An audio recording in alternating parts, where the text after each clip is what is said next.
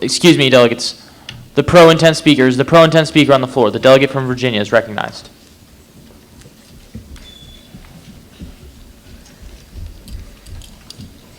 Islamic and God's Commonwealth of Virginia.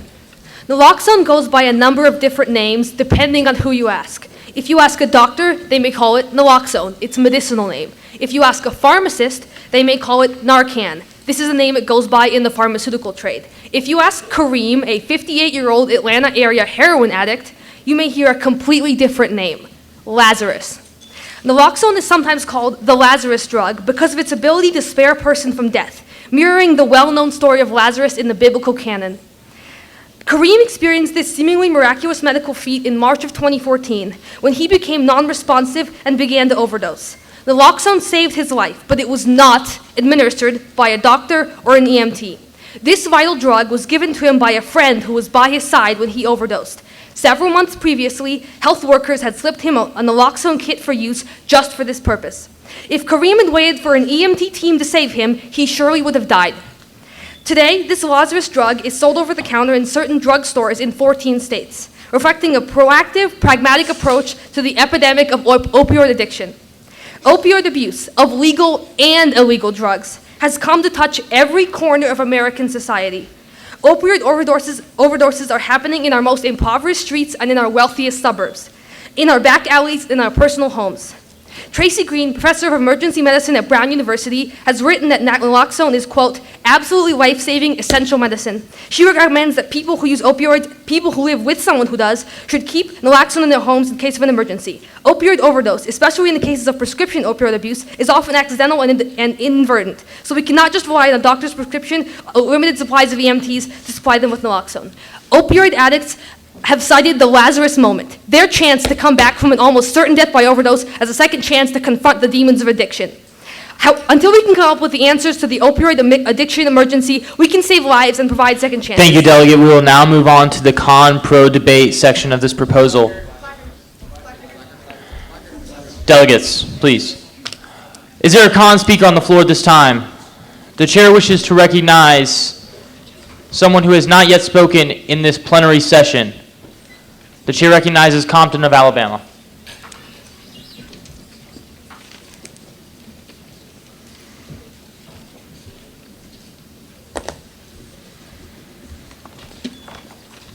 Joey Compton, family of Alabama. Will the author of the proposal yield to a possible series of questions? Do you yield? I do.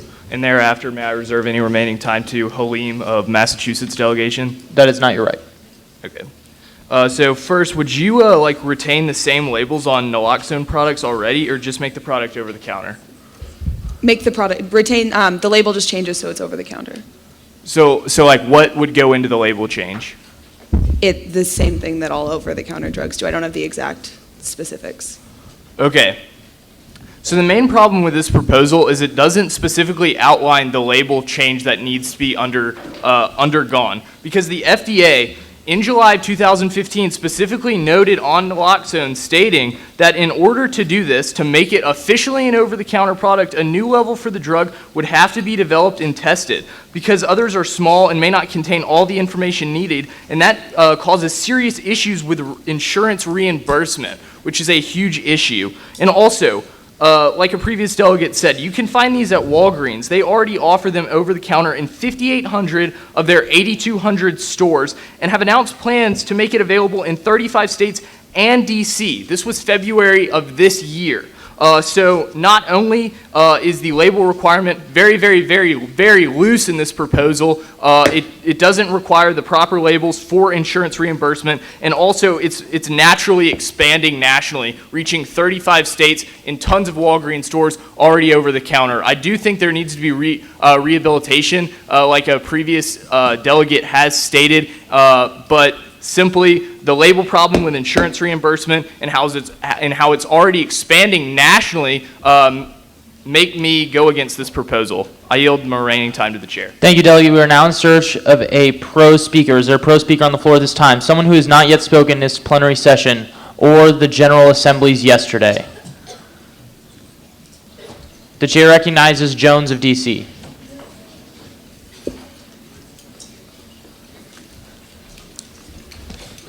Thank you, sir, Chair. DC Blunt. I'm Rico Jones with the DC delegation, and is it okay if I give my remaining time to DC Blunt? Do you wish to reserve that right? Yes. That is your right. We must help these people. There are thousands of deaths caused by drugs every year. And some people, it happens so fast that they're not going to have time to go to the hospital. They're not going to have the time or the hour because they up there fighting for their lives just because of an overdose. First, we must get these people help. That's the first thing we need to do.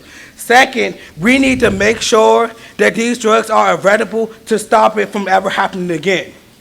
I believe that if we make this an over-the-counter drug, that it will benefit people that are on drugs, because we have to think about it.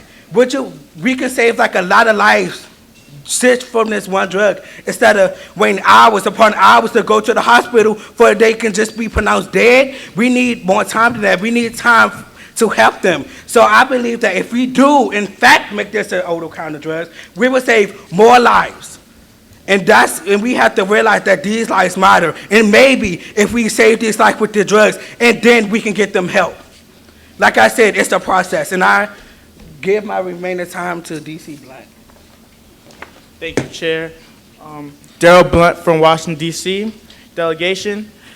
Both my parents are firefighter paramedics, and they tell me every day about how people die from overdoses and how every day that it could have been saved by just a couple of little drugs that people could have taken.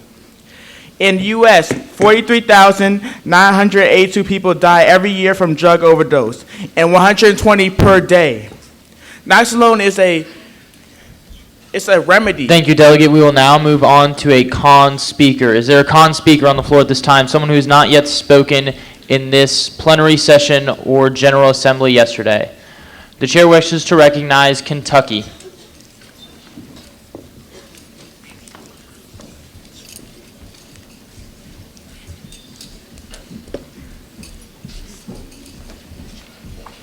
Sarah Haney, representing the Commonwealth of Kentucky. Thank you, Sir Chair. I reserve the right to yield the remainder of my time to Barry from Massachusetts. That is your right. The intent of this proposal looks at the percent of people who are scared to call 911 for fear of charges and tries to avoid calling health professionals by letting friends, family, or the overdose to treat. However, the very entity that approved naloxone and its easy injection FZO device, the FDA, explicitly states that naloxone and home treatment with FZO are not solutions to overdose, but temporary until further help arrives, and in all cases, further professional help should be sought.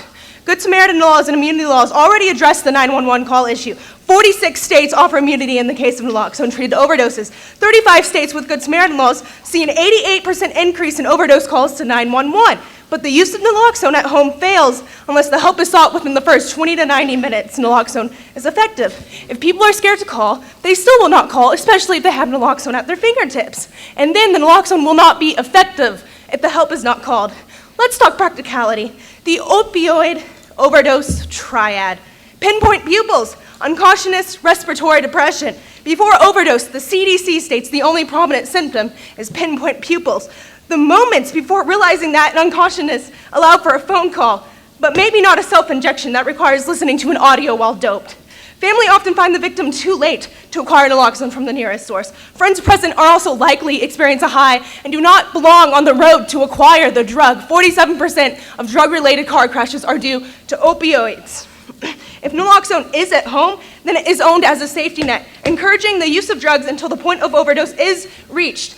Quitting should be encouraged before that point is reached. The U.S. is already seeing better increases. Thank you, Delegate. We will now move on to our next pro speaker. Is there a pro speaker on the floor at this time? Someone who has not yet spoken in this plenary session. The chair wishes to recognize Pennant of New Jersey.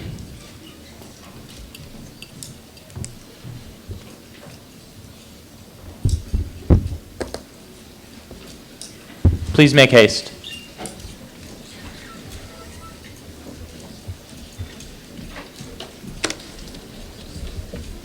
Delegates, the undercurrent will cease. What's Pennant representing New Jersey? Thank you, Sir Chair. I'd like to yield any remaining time to Gordon of Virginia. Ladies and gentlemen, to rebuke one of the last con speaker that we just had, If there's an overdose, having the drug on hand is a security blanket. Yes, you're still going to call 911. If you overdose, you have seconds to save a life. Even if you save a life for 90 minutes, you still have that time to get that person to a hospital. If the person is overdosed, you help them, you save their life for another hour and a half or so. You get them to a hospital, you can save their life for good. This drug can only help people, and having it on hand will save lives. And with that, I yield the remainder of my time to Gordon from Virginia. Gordon, Commonwealth of Virginia. Thank you, Sir Chair. According to drugabuse.gov, in 2014, over 10,000 deaths have been directly related to heroin overdose. That is over 5 times the amount of that in 2001. That is 10,000 potential parents, brothers, sisters, friends, and family members that have died just because they could not get the medicine that they needed. Drug addiction is a problem, as we all know. With only 10 to 56% of overdoses being reported to emergency services, this is a problem. This proposal offers an option to prevent overdose-related deaths at no cost to the everyday man. The people with the addiction would be paying the money to save their lives. Out of the 22,400 drug overdose deaths, opioid painkillers were responsible for 38% of these deaths. For those who do not know, an opioid overdose almost always leads to respiratory failure. This means that most do not know that they are in trouble until it is too late. Even if they call the emergency services, it would simply be too late. Give these people an opportunity to get the help and medicine they need with no cost to the everyday man and a chance to save thousands of lives. I do not see how this could be a problem. Thank you. I yield the remainder of my time to the chair. Thank you, Delegate. We are now in search for a con speaker. Is there a con speaker on the floor at this time? Someone who has not yet spoken in this plenary session. The chair recognizes Bixby of Minnesota.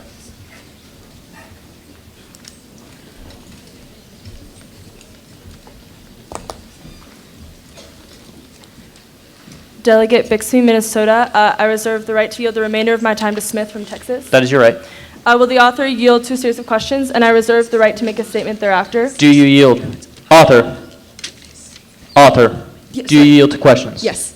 How will the people overdosing know how much naloxone to take when they overdose? It's a single dose. It's set so that. And does it vary per drug and amount taken? Only if it's about 80 times the recommended dose, so no. Opioid overdoses are a huge growing issue in the United States. One way these addictions can develop is if doctors are misprescribing these painkillers. The reason I bring this up is because I overall believe that bailing people out of an overdose is not the proper way to be approaching this issue. Instead, I would challenge delegates to consider that the way to solve this issue is with preventative measures in the systems of the sources of these drugs versus being reactive and treating these people when their addictions have already developed. A speaker mentioned that naloxone was given to a drug addict, and when introducing this man, they mentioned that he was still a drug addict. Naloxone won't fix the issue of helping addicts. The issue source is elsewhere, and the solution will also be found elsewhere. I yield my time to Delegate Smith from Texas. Mackenzie Smith, Republic of Texas. Overdose is not a common cold where you can buy something over the counter to fix it. The problem with this is it's going to become a safety net, and people are going to be able to think that they can just overdose, get that feeling, and be able to take a pill over it and fix the situation. Overdose is an incredibly life-threatening situation, and to just grab an over-the-counter pill can be even more life-threatening when it should be helped with medical attention. A doctor is trained to be able to handle an overdose, and that is where it should be done, not an over-the-counter pill. I yield my time. Thank you, Delegate. We are now in search for our final pro speaker. Is there a final pro speaker on the floor who has not spoken in this plenary assembly or general assembly yesterday? The chair recognizes Minnesota, Bauman.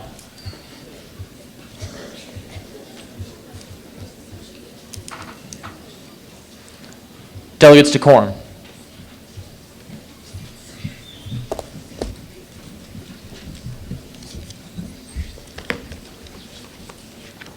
Bauman, Minnesota. I'd like to reserve the right to yield the remainder of my time to Yablonsky from Minnesota. That is your right.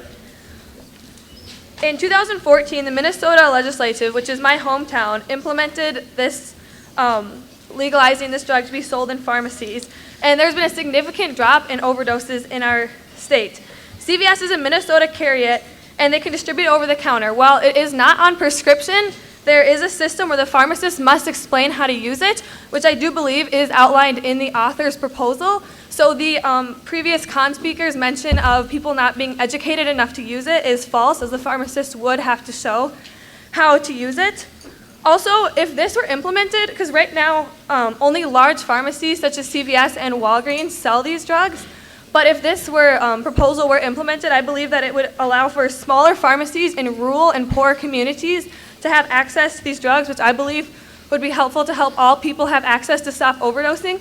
Also, I'd like to point out that we understand that heroin is a bad thing and it's a drug, but I do not think this proposal is about rehabilitation. It's about stopping people from dying from overdosing.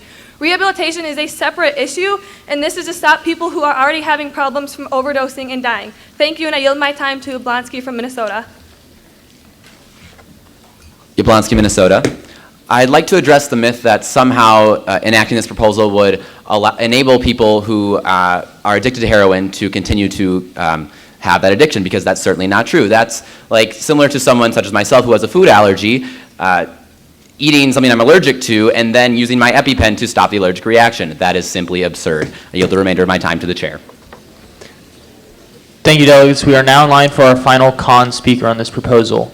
Is there a speaker who has not yet spoken in General Assembly or this plenary session? The chair recognizes South Carolina. Higher. Thank you. Cindy Hire from South Carolina. I yield the remainder of my time. I reserve my right to yield the remainder of my time to Bryant from Colorado. And sorry about my placard. I am in favor of selling this prescription over the counter, but there's one problem with it, and it's the fact that it is a prescription level drug. There's two kinds of drugs, ones that are prescribed and other ones that are allowed to be over the counter. And while this is available in 30 states across the country, the only reason is because legislation in those states allows them to be. And this simply cannot be put into practice nationwide, because the FDA would have to approve it to be used over the counter everywhere, similar to the Plan B pill. That is something that is a prescription medication but also can be used over the counter. And the only reason that this legislation would work if that change were to be made. I yield the remainder of my time to Bryant from Colorado. Second, Bryant from the Colorado delegation. And just to add on to some of the current arguments here, when we look at this drug, we see that ultimately it's going to decrease the safety standards we already have. The FDA has approved Naxalon for prescription status only, not simply over the counter. The reason it's only a prescription medicine is because it is still dangerous, and there still needs to be some checks on who and when and how people can have access to it. If we remove the regulation and allow people to access this easier, we're going to be removing those guidelines and those safety standards that protect people and keep them well informed about what exactly they're getting their hands on. It's the doctors and pharmacists' job to make sure their patients know the risks. And ultimately, that requires a prescription, something which is already being done without this proposal.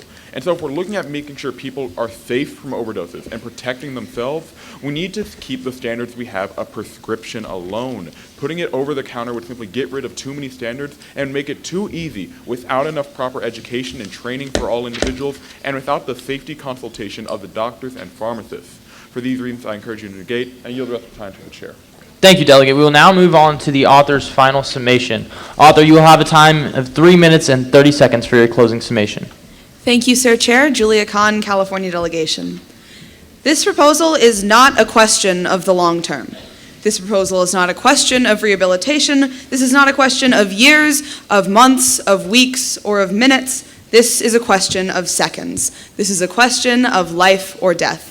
This is a question of if you witness one of the 80% of overdoses that are witnessed by another person, you have the tools on hand to reverse it. I would like to address some of the things that were brought up during this debate.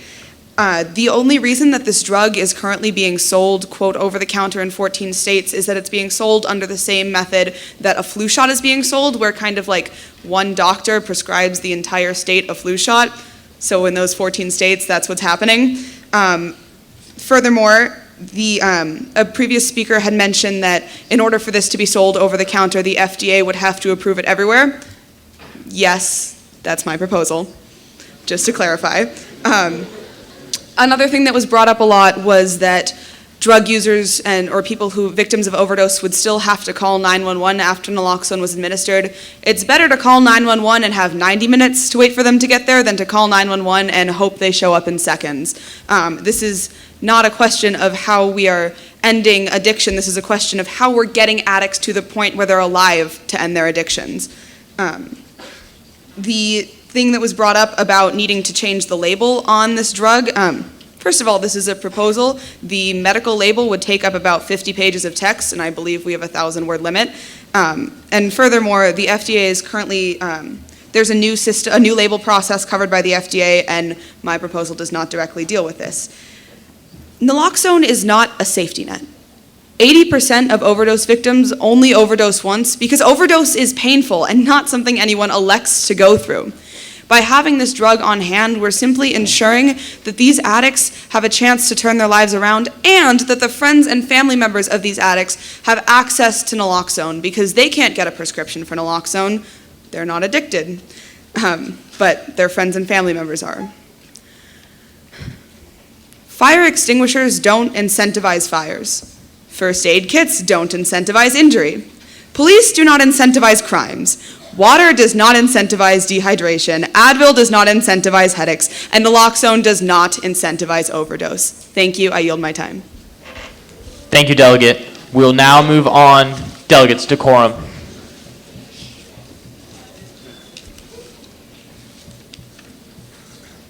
We will now move on to the voting portion of this proposal. Will the rovers please seal the chambers? The motion before this plenary session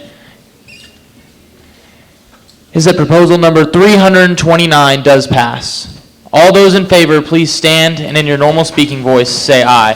Aye. All opposed? Proposal number 329 does pass.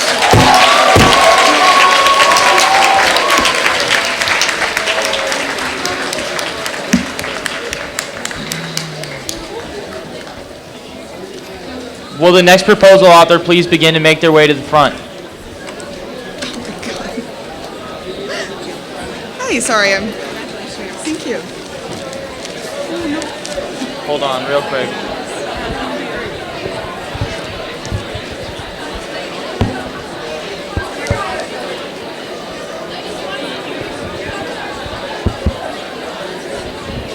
Thank you.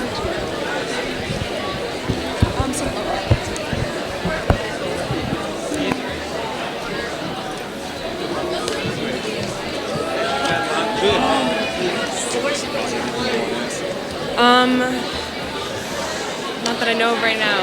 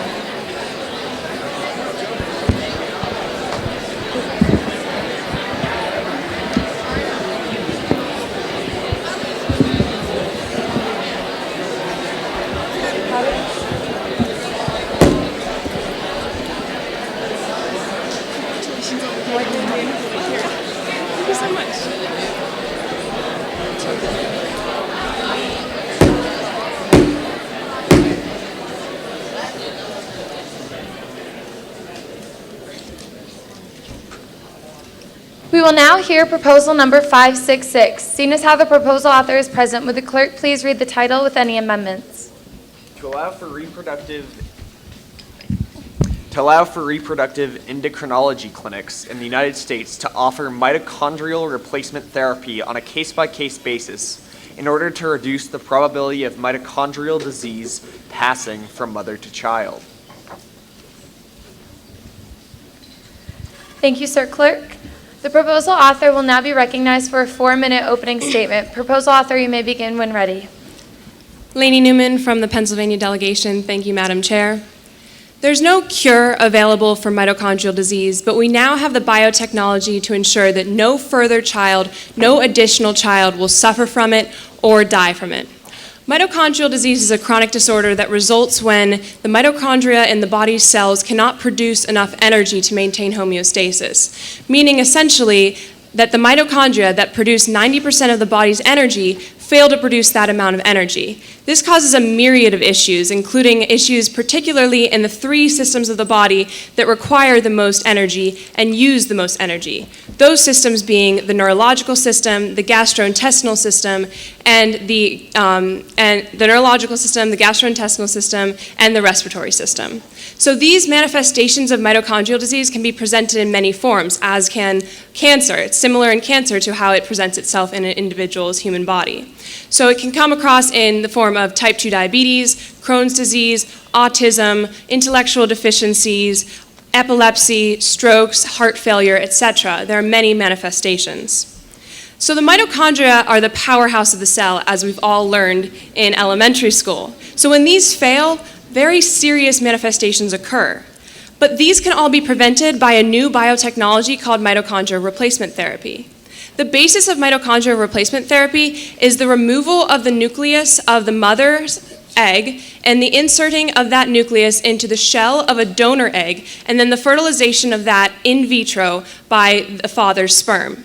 The mitochondrial DNA carries the mutated gene that carries mitochondrial disease. There is a 100% chance that a child who is born to a mother who has mitochondrial disease will receive that disease in some capacity. The disease could range from mild to severe. The child could have autism and 10 other different health issues, or he could just be affected slightly. But still, we need to prevent this from happening in another child, and we now have that technology. Through mitochondrial replacement therapy, we can eliminate the chance over time that any additional child will be born with mitochondrial disease. We can eradicate this disease. 1 in 4,000 children and adults in this United States have mitochondrial disease. The maternal inheritance is 100%. I ask that you can consider this proposal, and I reserve the rest of my time for my summation speech. Thank you, author. The clerk will make a note. The floor is now open for non-debatable technical questions. Are there any such questions on the floor at this time? The chair will recognize Texas, New York, North Carolina, Virginia, Wisconsin in the back, Tennessee, Missouri, South Carolina, D.C., Colorado, Wisconsin, Massachusetts, Missouri, Virginia, South Carolina, Texas, Nevada, Model United Nations, Utah, North Carolina. Thank you, Chair. Jordan Laundrie, New York State Delegation. Delegate, please suspend. Resume. Thank you, Chair. Jordan Laundrie, New York State Delegation. Where will the third-party healthy mitochondrial DNA come from? A donor. Thank you, Chair. Felix Lee, Commonwealth of Massachusetts. What is the success rate of MRT? As of now, 99.8%. Brady Gingrich, North Carolina. What is the cost of mitochondrial replacement therapy? What is the what? Cost. Cost? That is unknown at this time, but the average in vitro fertilization costs $12,400. Thank you, author. Next question. Saxon Bryan of Colorado. What factors will be determined on the case-by-case basis you mentioned? If there's healthy, if the person is available for the mitochondrial disease, if there's a donor available, there's a myriad of issues. Matthew Withers, Commonwealth of Virginia. Can you name a medical society or authority that currently recommends mitochondrial replacement therapy on a case-by-case basis? The United Kingdom has it in approval. It's Thank legislation. You. Lillian Bond, the Republic of Texas. What's the fatality rate of this procedure? The fertility rate? Fatality. Fatality rate, 0%. Thank you. Sammy Schramm, the Republic of Texas. Thank you, Madam Chair. Would this proposal create a database for mitochondrial donors similar to that of sperm donors? Not in this proposal, but there could be.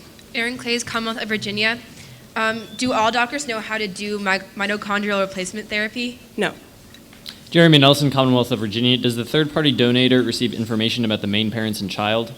Likely not.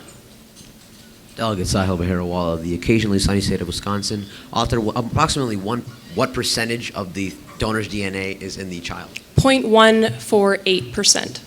Samat Rao, South Carolina. What percentage of the population suffers from mitochondrial disease? 1 in 4,000 individuals. Joe Boyce, Missouri delegation. At what age does mitochondrial disease tend to take effect? Tendency is in childhood, but it can be onset at any point in one's life. Next question. Kathleen Brown, South Carolina. Has mitochondrial replacement therapy ever been conducted in the U.S.? In trials, yes, but in the United Kingdom it is passed and it is legislation. Rachel Begley, South Carolina. Can you give a few examples of mitochondrial diseases? Yes, it can manifest in various forms, including type 2 diabetes, Crohn's disease, autism, intellectual deficiencies, epilepsy, etc. Abdul Oriani, the great state of Tennessee. How many I'm sorry, delegate, you did not display your placard. Next question. Cole McCubbins, Theodemocracy of Utah. What percentage of in vitro fertilizations are successful? I don't have that statistic. Thank you. Daryl Blunt, DC. What is the side effects of the mitochondrial disease?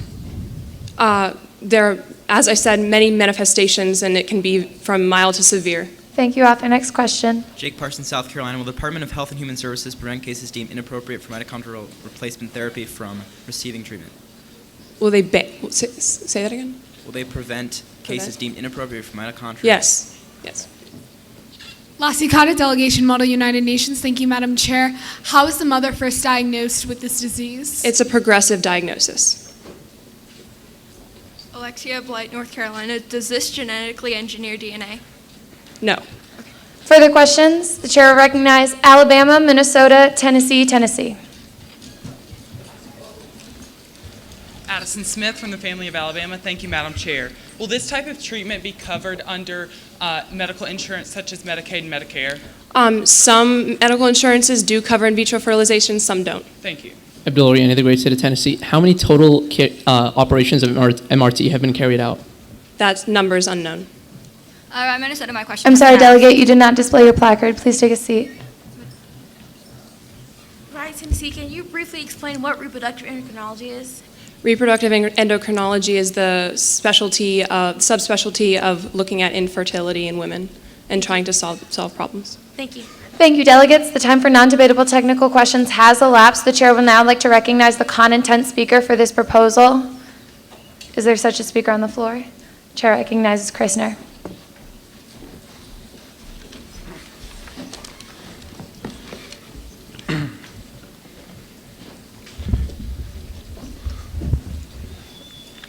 Thank you, Honorable Chair. Christner from Minnesota. I have a question for the General Assembly at large. How are you feeling today? Have you experienced stroke? Have you experienced diarrhea, constipation? Have you experienced kidney failure, heart failure, or liver failure? If you have, you might be one of the 4 that the Universal Mitochondrial Disease Foundation claims to have mitochondrial disease. However, this isn't probably the case. For 159 of the delegates at this conference having an extremely rare disease that is classified by the Mayo Clinic as only having 20,000 cases within the US annually is absolutely absurd. And so with this inconsistency in research, I further intend that a treatment cannot be suggested until further research is conducted. And so that is exactly what the FDA is doing right now. As of February 3rd of this year, the FDA has approved mitochondrial replacement therapy in human trials. They are conducting these trials at our top research universities and institutions. These institutions include Harvard, Johns Hopkins, and the California Institute of Technology. As we can clearly see, we need to wait for the results of these experiments to finally determine if this is a viable solution for our problem. This proposal is absolutely blasphemous in the idea that it can outrank the FDA's regulations and create a legal precedent for drugs, medical devices, and other procedures to be expedited past the FDA and directly given to the American people. I am in gravest concern on another aspect of this proposal. The fact that it is extremely costly and ineffective for one to receive in vitro fertilization. It costs $12,000 to $15,000 for in vitro alone. That doesn't include the $3,000 to $5,000 for pre-in vitro medication. In 19 states, the only part of in vitro fertilization that qualifies for health insurance is the pre-optive medication. Additionally, the success rate of in vitro fertilization is incredibly small and not worth the risk of the surgery. In women under the age of 35, the success rate is 43%.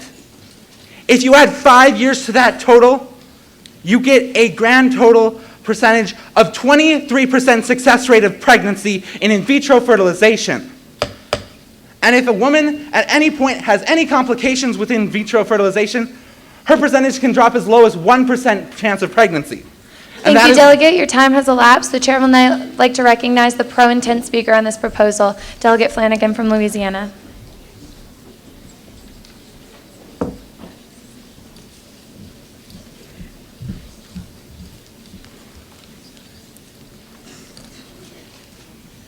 Andy Flanagan, Louisiana. Thank you, Madam Chair. Every 30 minutes, a child is born who will develop mitochondrial disease by age 10. Mitochondrial disease accounts for 75,000 deaths per year. Now, the majority of these deaths are children because they're inherently more susceptible to the conditions that arise from the disease. When a mother has the mitochondrial disease, all of her children will have the disease as well. Currently, in the United States, there is no way to combat this disease, leaving affected families to face extremely burdensome medical expenses. One of the most common repercussions of mitochondrial disease is type 2 diabetes, which on average costs the patient $13,700 per year. This is more than the cost of in vitro fertilization, which is on average $12,400. This is not feasible for the average American family to pay, which leaves the government with the responsibility to pay for these overbearing health costs. This proposal would preempt the expenditure of any government money that is allocated to help pay for the troubling array of conditions that children with mitochondrial disease face throughout their lives. It will also allow parents to utilize mitochondrial replacement therapy in order to safeguard the health of their children. Delegates, in the 30 minutes that we debate this proposal, a child will be born with mitochondrial disease because this proposal is not in place in the United States. This gives mothers with mitochondrial disease the right to protect the lives of their children. And who are we to deny them this right? Thank you. With that, I yield my time to the chair. Thank you, Delegate. The Chair accepts your yield. It is now in order for a con speaker on this proposal. Are there any such speakers on the floor at this time? The Chair recognizes Oklahoma Zhao.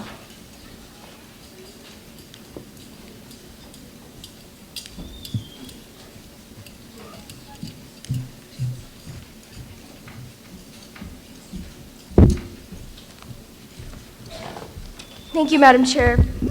Zhao, Oklahoma, I reserve the right to yield the rest of my time to CONA, Maryland. That is your right. Although I personally do not have an ethical problem with mitochondrial replacement therapy, or MRT, clinical trials should not be conducted without further research. Just recently, researchers discovered many long-term effects of MRT in mice, such as accelerated aging, drastic effects on metabolism, inflammation, and even basic cell functions. They believe these unnecessary consequences can be avoided, but even the researcher claimed that more research needs to be done before human effects can be witnessed. Another group found that even a small amount of retained mutant mitochondrial DNA can cause the disease even with mitochondrial replacement therapy. There are huge risks during MRT, and without further research, would make the therapy without purpose. The lead researcher himself, a stem cell scientist at the New York Stem Cell Foundation Research Institute, says that this hurdle can be overcome, but that the procedure should not be done in human trials in the meantime.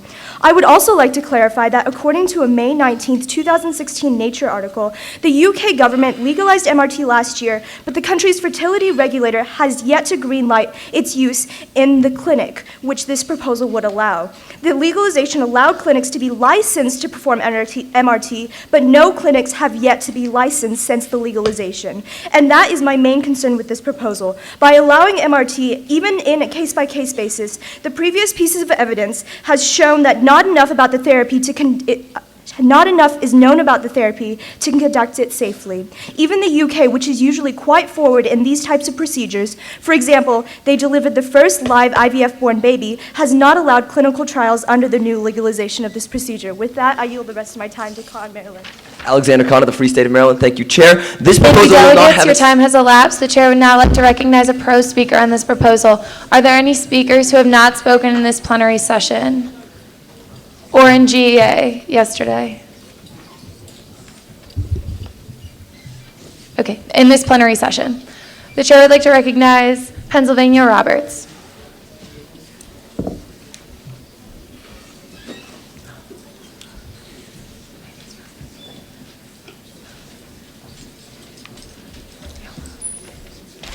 Casey Roberts, Pennsylvania. Thank you, Chair. I reserve my right to yield all remaining time to Bruns from Kentucky. Okay, so another con delegate pointed out that the FDA was still researching this, so this proposal was so-called blasphemous. But I would like to point out that this is not a piece of legislation that will take effect immediately. This is simply a proposal for action that will allow this to become, allow to be in effect in the future. So another speaker was pointing out the cost of in vitro fertilization. Well, in vitro fertilization happens every day, and that still doesn't seem to be stopping people from getting it. So I really don't see the problem with that either. Another speaker pointed out that people might have ethical problems with this. If you have a problem with this ethically, then simply don't get it. There's no other way to describe that, but so basically, if you are against this proposal, you are against scientific and technological innovation that could save countless lives. If this has already been approved in the UK, then the US simply needs to catch up yet again. I yield the remainder of my time to Bruns from Kentucky. Brian Bruns, representing the Commonwealth of Kentucky. Thank you, Delegate. Thank you, Chair. Childhood leukemia was cured by one man doing human trials on children who bled so much that they couldn't even attempt to cure it. He created the reason that blood is donated in plastic bags, the reason that chemical cocktails are used for chemotherapy. This is a new thing, and human trials are approved by the UK, and all of this can be solved with this proposal. It is not legislation, that is true, but the actions of the few can save the lives of many, and these actions can save the lives of many. Thank you. By his actions, the delegate has yielded his time to the chair. We are now in order for a con speaker. Are there any such speakers on the floor? The chair will recognize Carr, Florida.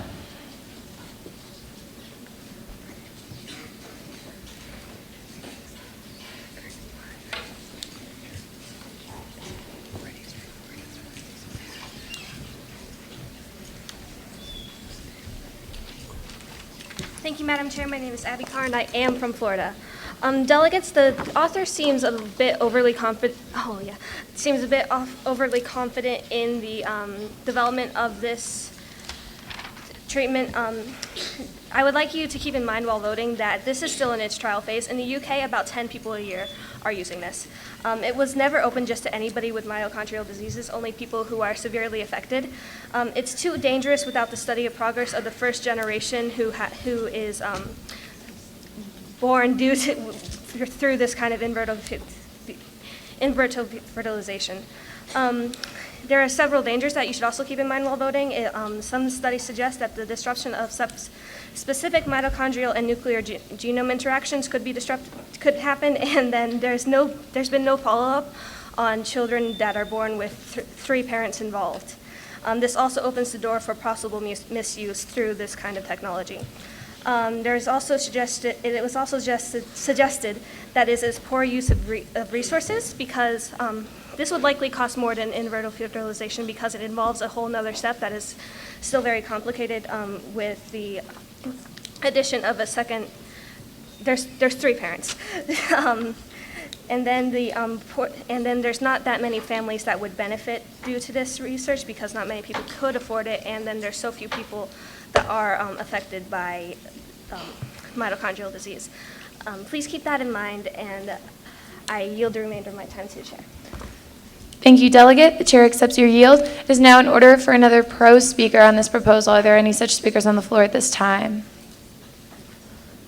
The chair will recognize Washington Hurst.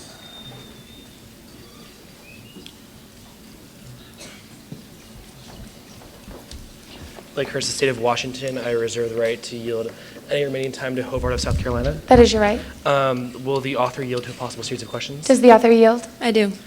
So what did you say the success rate was for this procedure? 99.8%.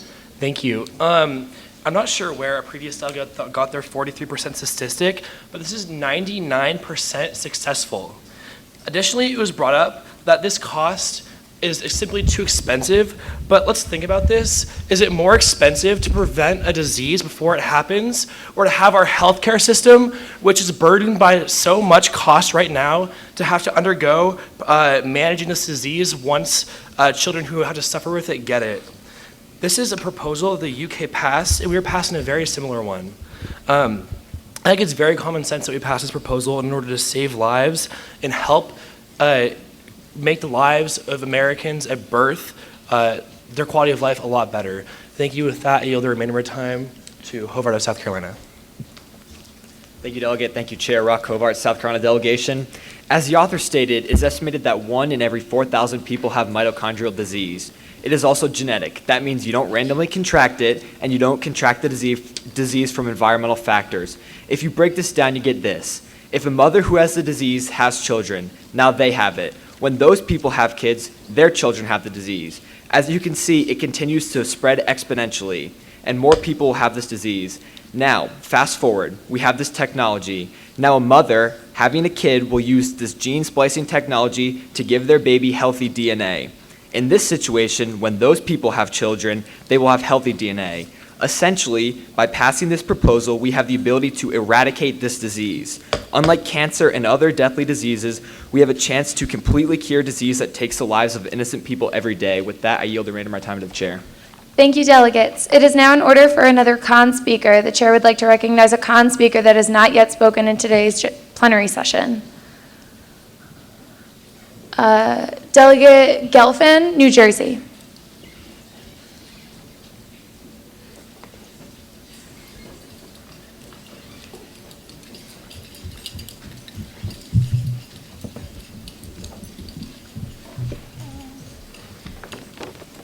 Delegate Gelfand from the state of New Jersey. I would like to reserve my right to yield the remainder of my time to Clark from Louisiana. That is your right. Thank you very much. I would just like to point out that we need to look at the whole picture, the whole social picture when we're looking at passing this proposal. I think that when we look at the cost of in vitro fertilization, there's more about the class structure here. Because it costs between $12,000 and $15,000 to get in vitro fertilization, this means that who's going to be getting this? Only rich people will be able to get this sort of thing. So that means that there's going to be a huge class divide in terms of the health of our population. This means that people who are of a lower social class are going to have much more disease than the people of a higher social class that can afford this type of thing, which is further perpetuating the divide in the classes in our country. Also, I believe that this might disincentivize adoption, because a lot of times when people know that they have genetic diseases, then they will go for adoption, because there are so many children of varying abilities that are in this country that want loving homes. Parents who are willing to spend $12,000 to $15,000 on a child really want a child, and there are kids who really want parents, 102,000 of them. And I think that a lot of parents opt for that because of the diseases they have. So I think that's something we need to think about. And with that, I yield the remainder of my time to Clark from Louisiana. Emily Clark, Louisiana. First of all, I would like to say I would really, really love to be proved wrong if the author can tell me and explain to me in her closing statements or another speaker. But I have many, many concerns about this argument. From what I can tell, even though I do not know much about the mitochondrial disease, but that this transplant or whatever it is, it's splicing DNA, it is exchanging genes, it is changing your genome. Your genome is your DNA. That can affect so much. And from what I know, it is in trials. We cannot rush this. This could Thank you, completely change delegates. the Your time has future. elapsed. The chair would like to recognize the final pro speaker on this proposal, a delegate who has not yet spoken in today's plenary session. Honesty is a Y core value. Model United Nations, Darcy.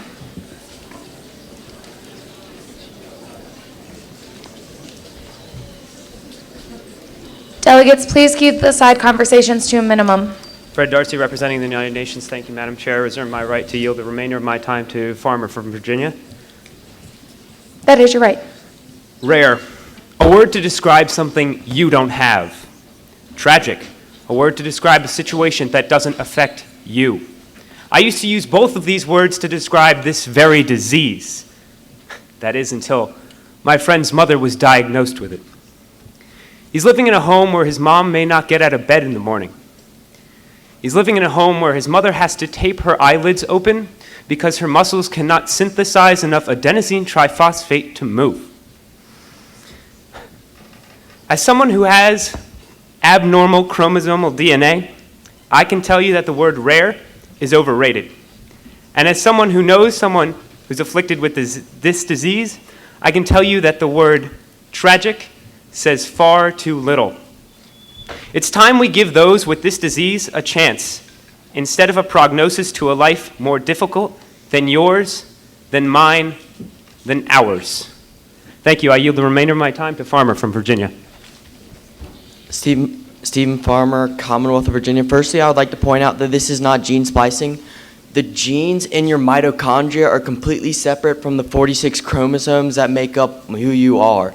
And secondly, not permitting something to be sold or practiced because it is too expensive is not practical in a capitalist society. And like, if we followed that, you wouldn't be able to go to an MRI because it's too expensive, or you wouldn't be able to get further complicated medical treatments because they're too expensive. Or for instance, you couldn't buy a car because it's too expensive. That just has no place in our society. Thank you. I reserve the remainder of my time to the chair. Thank you, Delegate. The chair accepts your yield. The chair would like to recognize the final con speaker on this proposal, a delegate who has not yet spoken in today's plenary session. The chair recognizes Maryland Hamaker.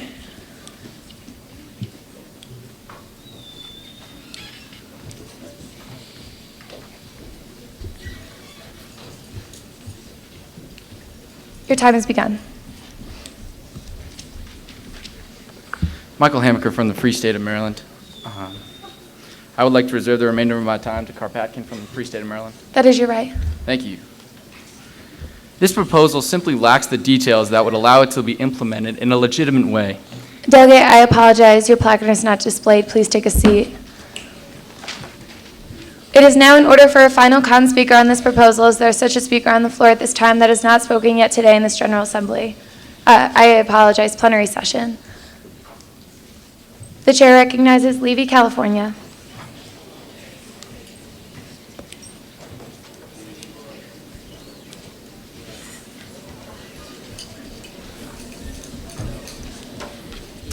Thank you, Madam Chair. Danny Lee from the California delegation. I reserve my right to the remaining time to O'Brien of Missouri. That is your right. Thank you.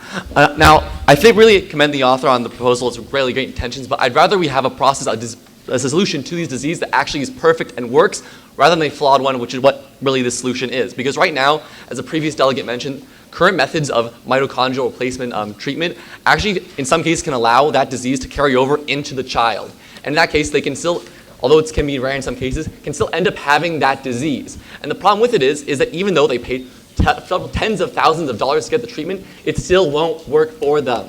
So really, we have to wait maybe a year or two for the clinical trials to go on through the FDA, and we can have a perfect solution to this disease, a really one that works and will be effective rather than an ineffective method, which what this proposal currently says right now. I yield any remaining time to O'Brien of Missouri. Thank you.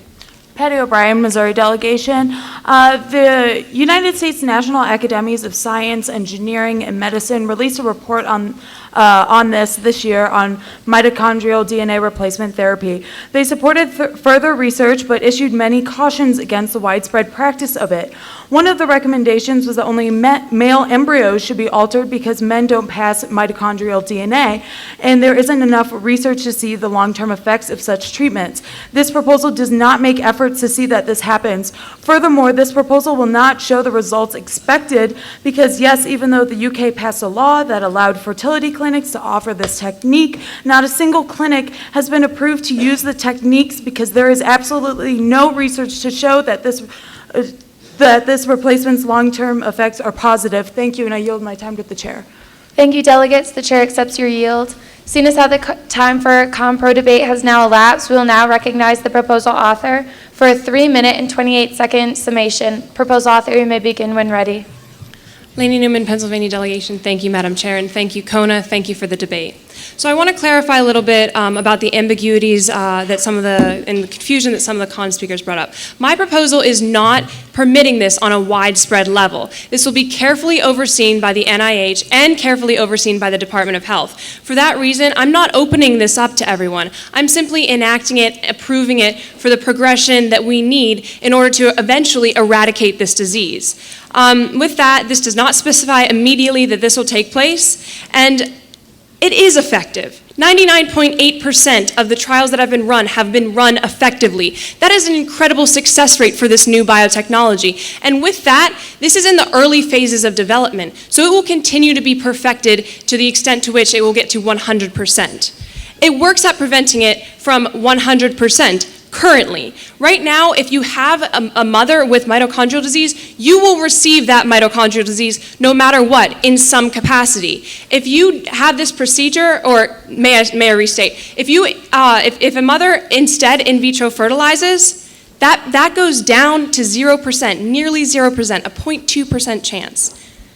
So what's more costly? Diabetes is $13,700 a year, Crohn's disease is $4,000 a month, autism is $2.3 million across one's lifetime.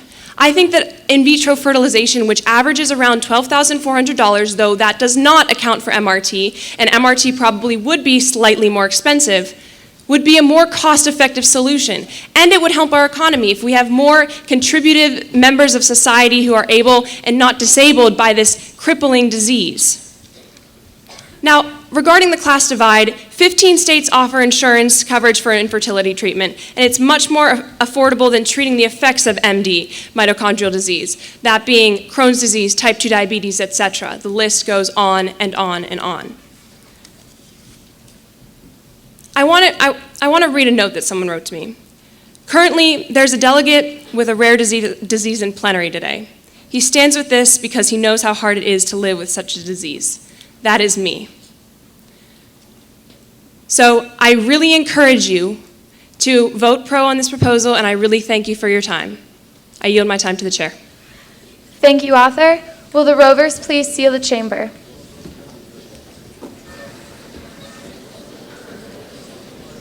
Delegates, the motion before this plenary session is that proposal number 566 be recommended for passage. All those in favor of the passage of this proposal, please stand and signify by saying aye. Aye. Please be seated. All those opposed, please stand and signify by saying nay. Nay. Thank you. The ayes have it. This proposal does pass.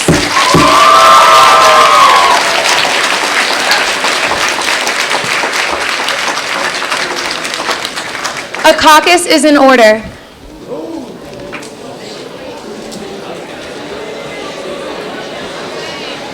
Delegates, maintain decorum. Wait, Jesse.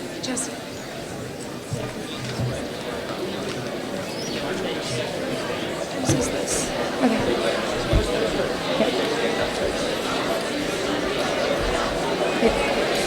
All delegates remain seated.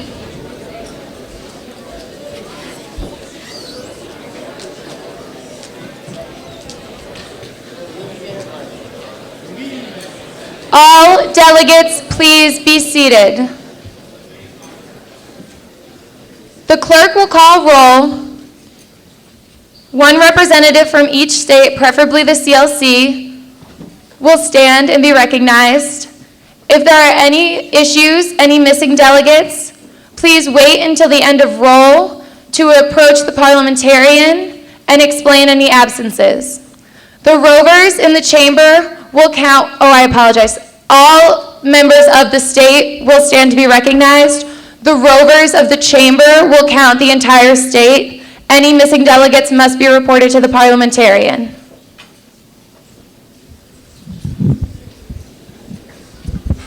Alabama.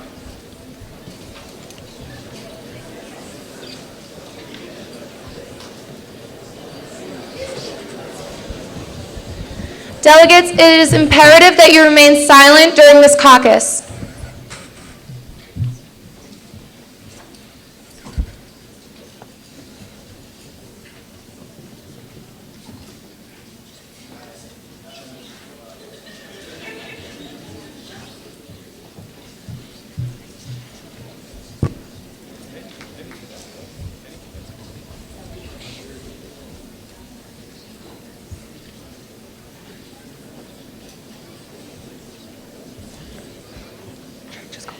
Arizona.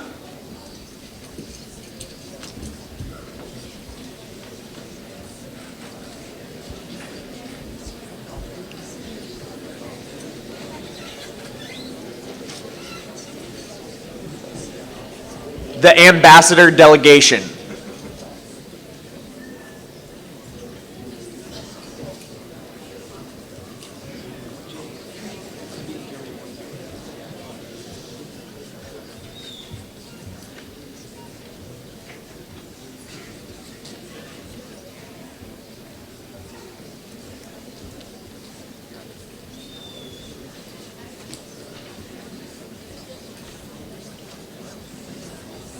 California.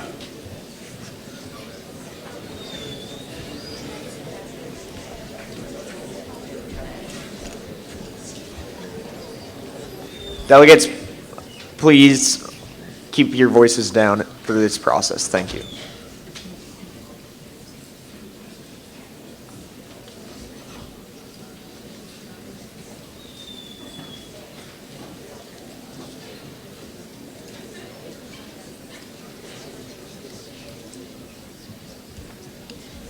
Colorado.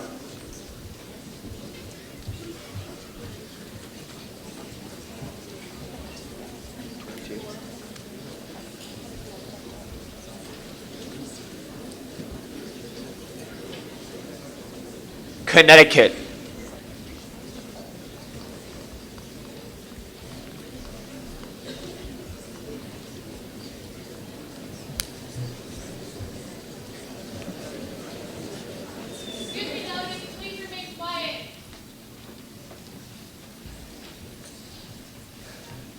Delaware.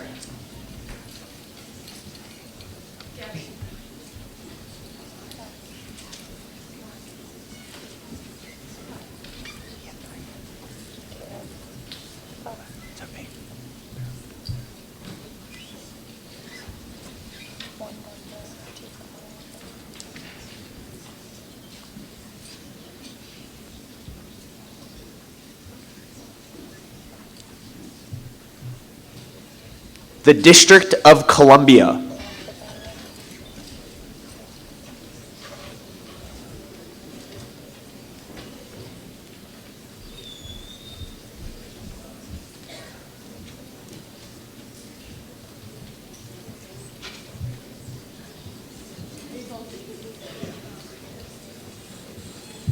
Florida.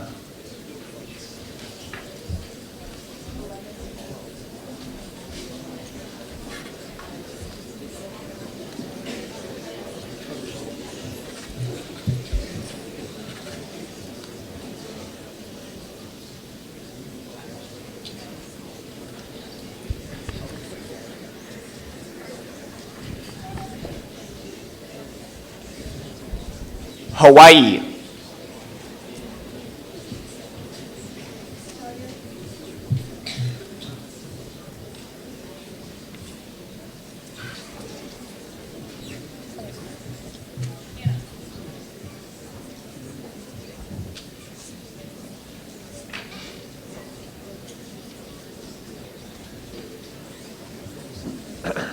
Indiana.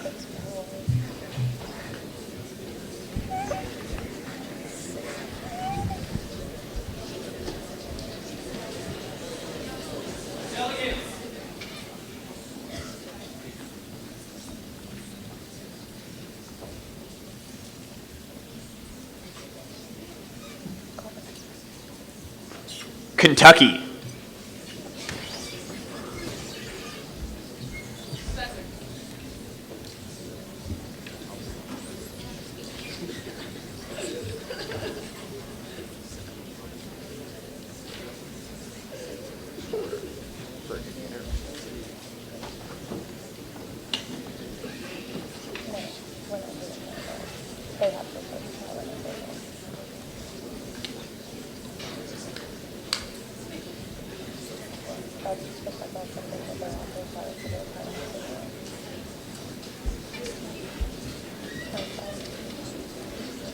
Louisiana.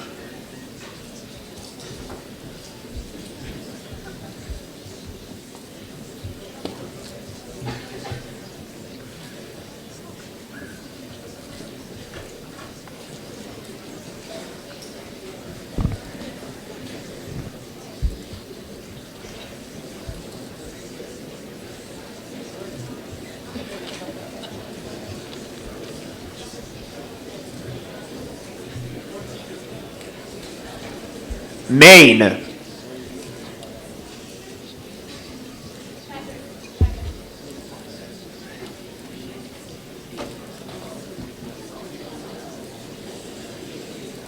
Maryland.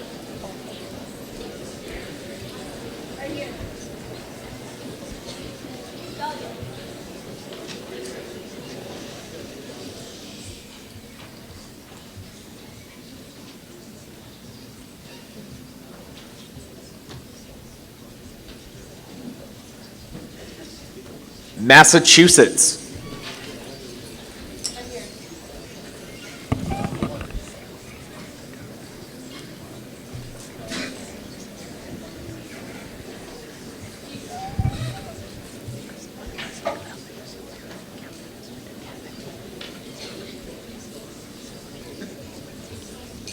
Michigan.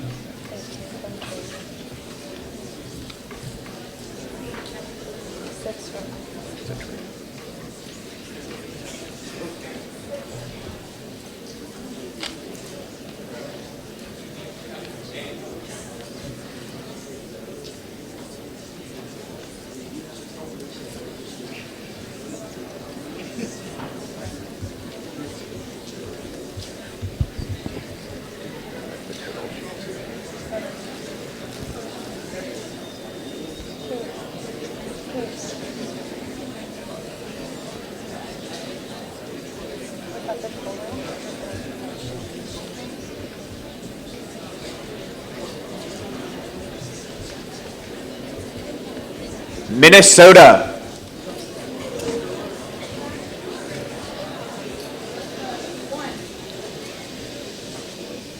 Minnesota.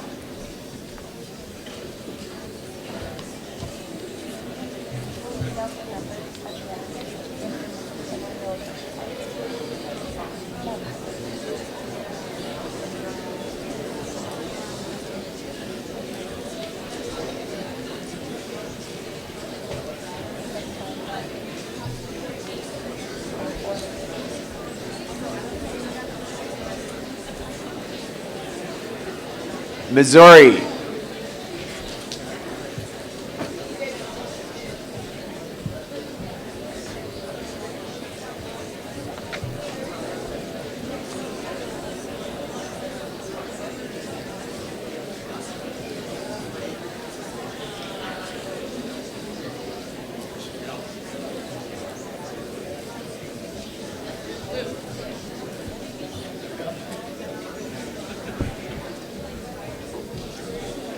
Model United Nations.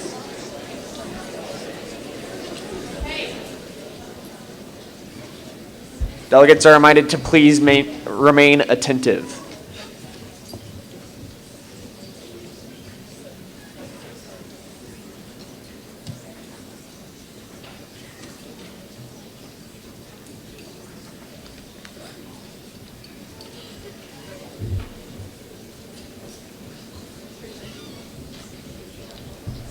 The multi-state delegation. 11.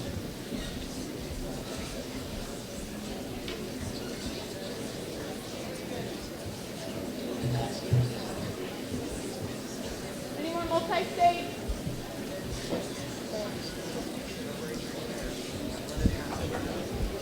New Jersey.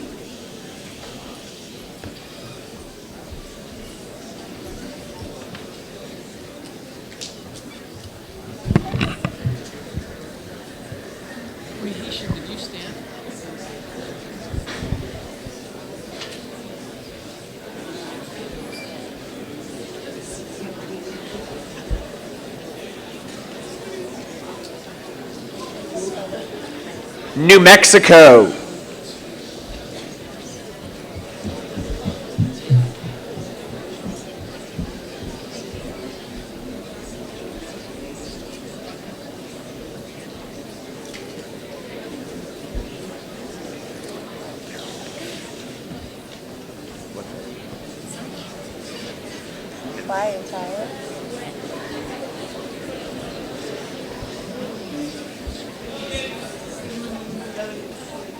New York.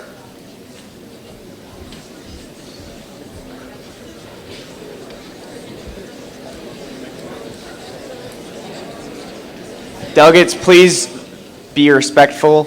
We have to get through the rest of these states before we can start the last proposal. Thank you.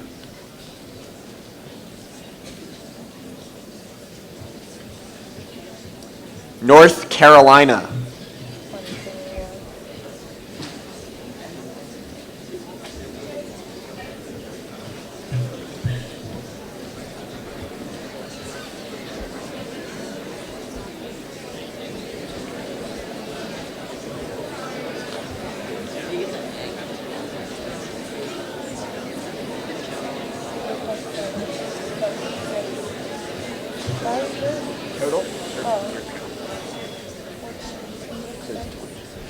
Ohio.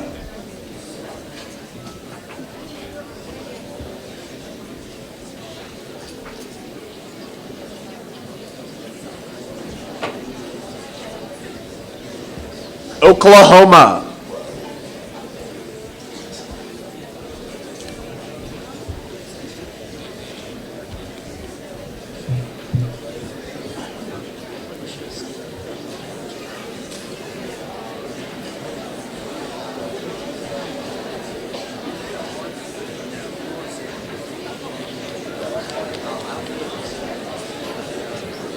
Delegates, please remain from talking.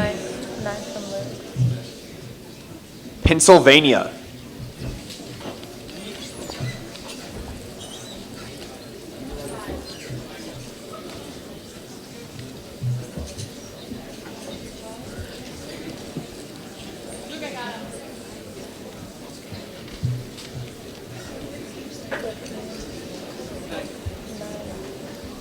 South Carolina.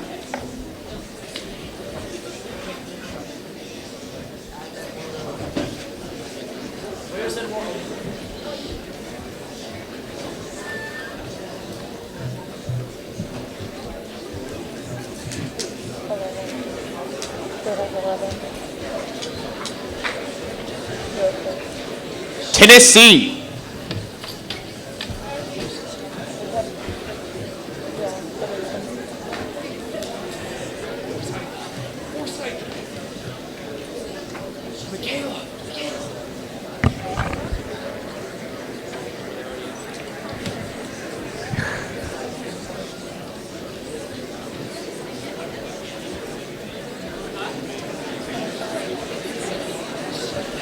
Texas.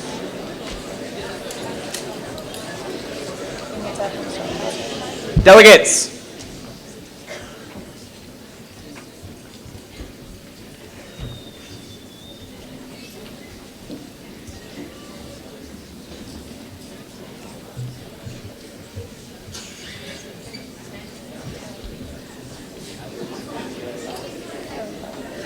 Virginia.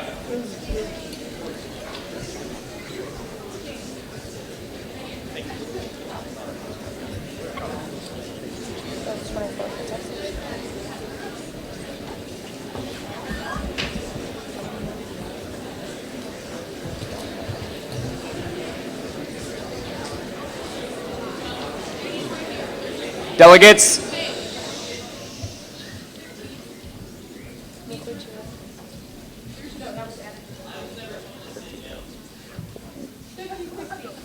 Washington. What?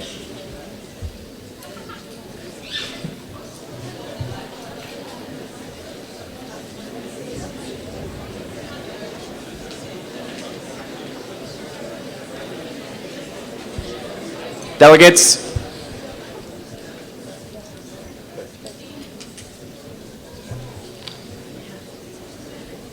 Wisconsin.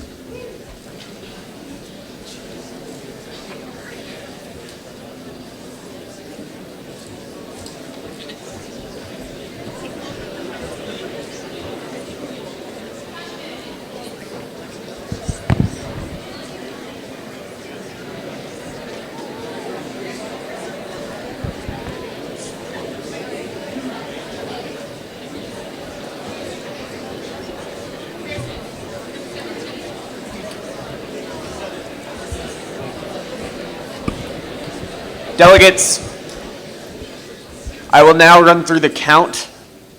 CLC reps, if the count does not reflect the size of your delegation, you need to approach the parliamentarian. There can be no talking in this portion. Thank you. Alabama, 24. Ambassador, 10. Arizona, 7. California, 24. Colorado, 9. Connecticut, 8. Delaware, 10. District of Columbia, 11. Florida, 25. Hawaii, 6. Indiana, 7. Kentucky, 25. Louisiana, 25. Maine, 5. Maryland, 11. Massachusetts, 24. Michigan, 24. Minnesota, 25. Missouri, 26. Model United Nations, 24. Multi-state, 3. New Jersey, 25. New Mexico, 24. New York, 20. North Carolina, 20. Ohio, 10. Oklahoma, 22. Pennsylvania, 24. South Carolina, 25. Tennessee, 25. Texas, 24. Virginia, 16. Washington, 18. Wisconsin, 24.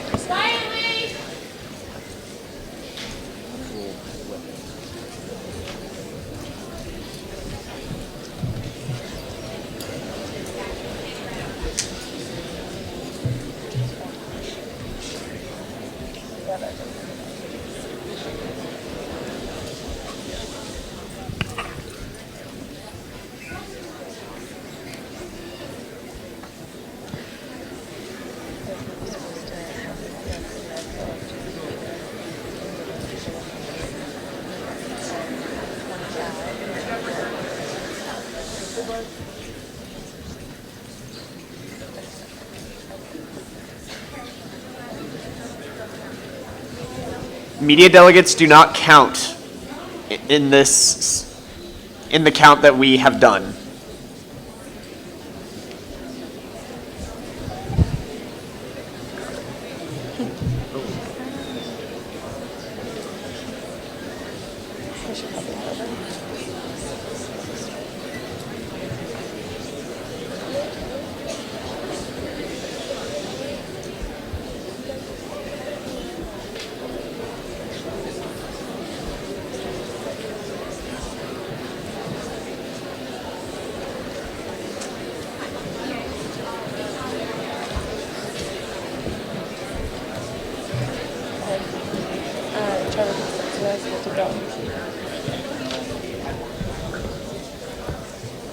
Will the author of Proposal 174 please approach?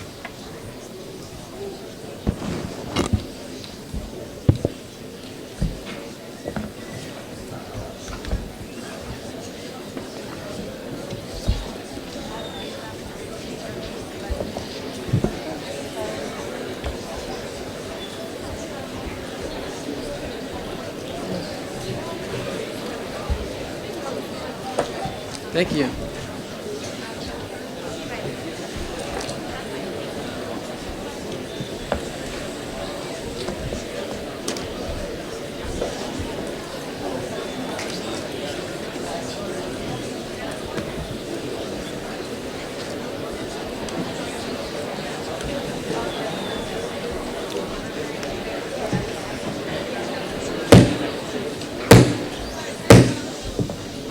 This plenary session will come to order.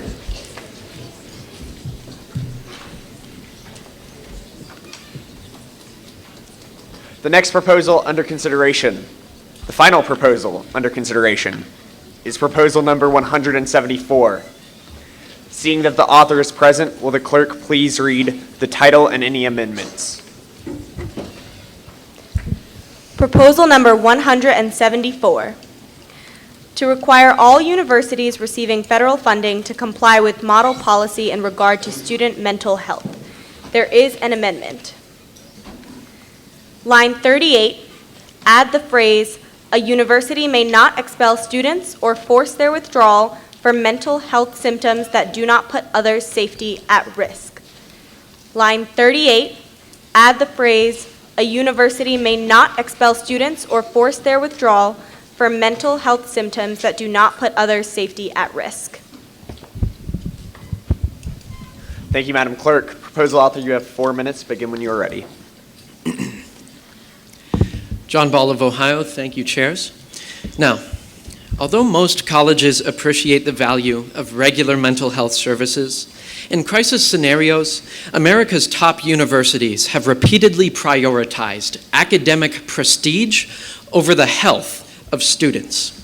At the University of Chicago, one anonymous student was the victim of sexual assault. And like many other women who suffered similar circumstances, she started to develop symptoms of PTSD and began to self-harm.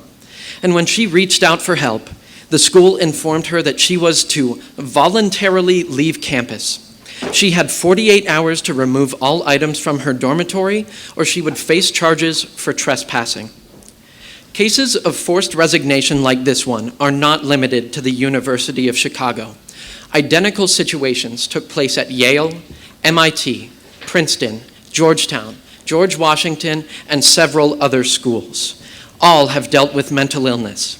None consulted with advanced medical personnel, and all determined mentally ill students to be a, quote, PR risk.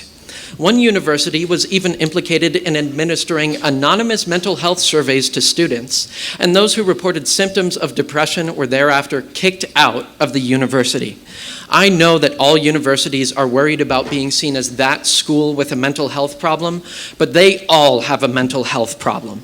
Now, and furthermore, kicking out students based on the chance that they may commit suicide sets the precedent that we have to start kicking out students who may commit a crime based on their physical appearance.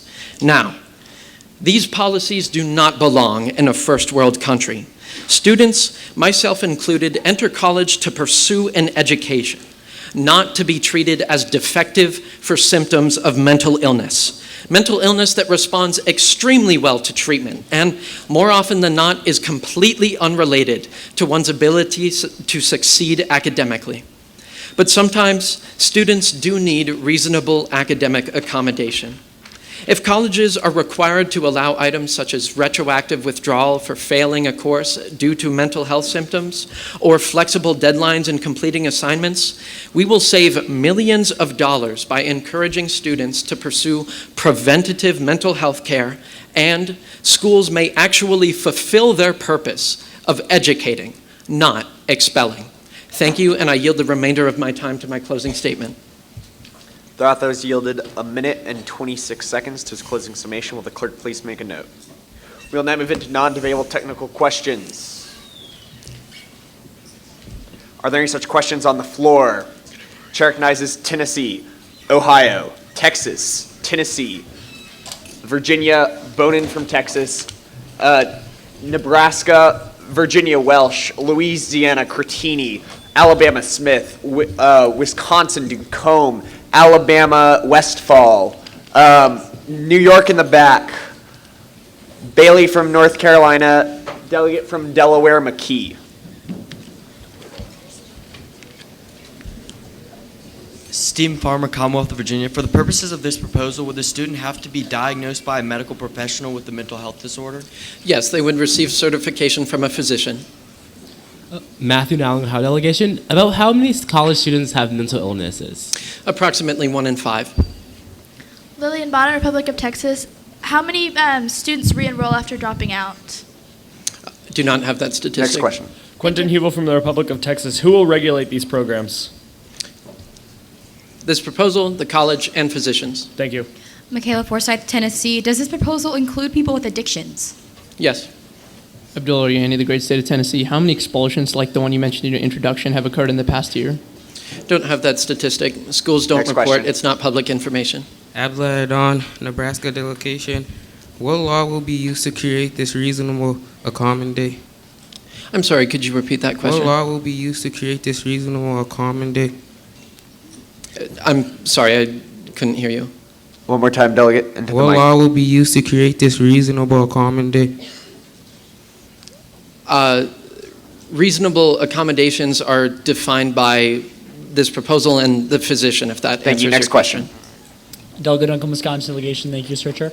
What measures will be taken to ensure that students do indeed have mental illness? The physician certification Next is question. required. Joe Scrutini from Louisiana. Can you give me some examples of universities that don't receive federal funding and would not have to abide by this? No. Next question. Matt McKee, Delaware delegation. Thank you, Sir Chair. This is America, but have any other countries implemented a similar system? England, Netherlands. Thank you. Next question. Addison Smith from the Family of Alabama. Thank you, Sir Chair. Will the psychiatric services that these students will be receiving, will they be included in their tuition? It depends on the Thank you. Next university. question. Thank you. Westfall Family of Alabama. My question has already been answered. Thank you. Next question. Shannon Ryan, New York State delegation. Are teachers required to comply to every student who approaches them with a mental health problem, or do they get to choose which students to provide assistance to? Teachers do not have the discretion in Further this questions regard. on the floor. Chair recognizes Alabama, Washington, Ohio, South Carolina, Florida, Texas, Virginia, Florida, Kentucky, New Mexico, Virginia, Massachusetts, Virginia. No, McNally, Family of Alabama. Can you define retrospective withdrawal?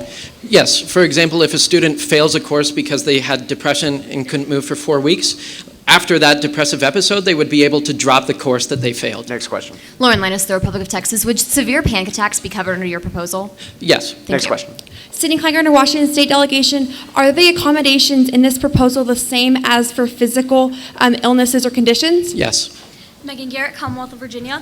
What are the repercussions for universities that do not comply with your proposal? Just like Title IX, they would lose federal funding. Next question. Christian White, Ohio. Do businesses make accommodations with those with mental health conditions already? Yes.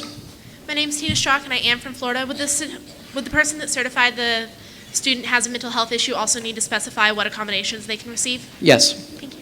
Decker Pallmeyer, South Carolina. May you please list a few of the mental illnesses covered under your proposal? Yes, but the main focus is symptoms, not mental illness. Next question. Thank you, Sir Chair. My name is Hannah Townley, and I am from Florida. In treatment for the students with mental illnesses, will a psychological or psychiatric treatment be preferred? Not covered in this proposal. Matthew Withers, Commonwealth of Virginia. Can you name any universities that currently use retroactive withdrawal? Yes, it's in the model policy. Harvard, any state Karen university. Clays, Commonwealth of Virginia. Would a student need a diagnosis in order to take advantage of these accommodations? No, that would be discriminatory. With that, time for non-debatable technical questions has elapsed. We will now move into the CONA intent speech. The chair recognizes Delegate Doss from Tennessee.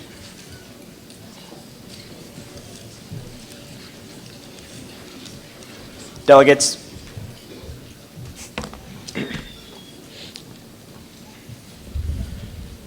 Yusuf Doss, Tennessee. Thank you, Sir Chair. I'm certain that everyone in this room would argue that the mental health of university students is of the utmost importance. However, there are a few problems with this proposal that simply make it unfeasible.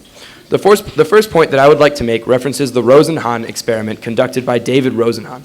David Rosenhan was a Stanford psychology professor whose experiment concluded that due to the inherent subjectivity of mental illness diagnostics, said diagnoses cannot be considered reliable. Rosenhan was quoted as saying, "The facts of the matter are that we have known for a long time that diagnoses are not often useful or reliable, but we have nevertheless continued to use them," end quote. An unfortunate side effect of this conclusion would be that students who wanted to gain the academic advantages outlined in this proposal could easily fake a mental illness to make their academic life a little bit easier. The stressful, high-pressure environment associated with the university setting would make it incredibly difficult to resist an opportunity to gain a competitive advantage amongst their peers.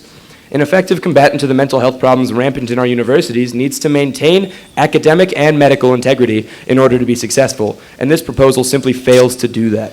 Another point that I would like to make is that universities are only required to refer students to the counseling center after an act of self-harm or an attempted suicide. This reactive method of dealing with mental health makes it so that in some cases, students would not receive the help they need before it's too late. We need to institute a proactive program that increases the access to mental health resources in the university setting, and we need to generate a dialogue that makes it so that students know to seek out help before they no longer can. That way we can work to prevent self-harm and prevent suicide attempts instead of reacting to them after the fact. This proposal aims to achieve all the right goals, and attempting to address mental health at universities is admirable. However, I stand in firm opposition to this proposal simply because this is not the way to do it. Thank you, and I yield the remainder of my time to the chair. Chair accepts your yield. It is now in order for a pro-intent speech. The chair recognizes from Arizona, Delegate Minin.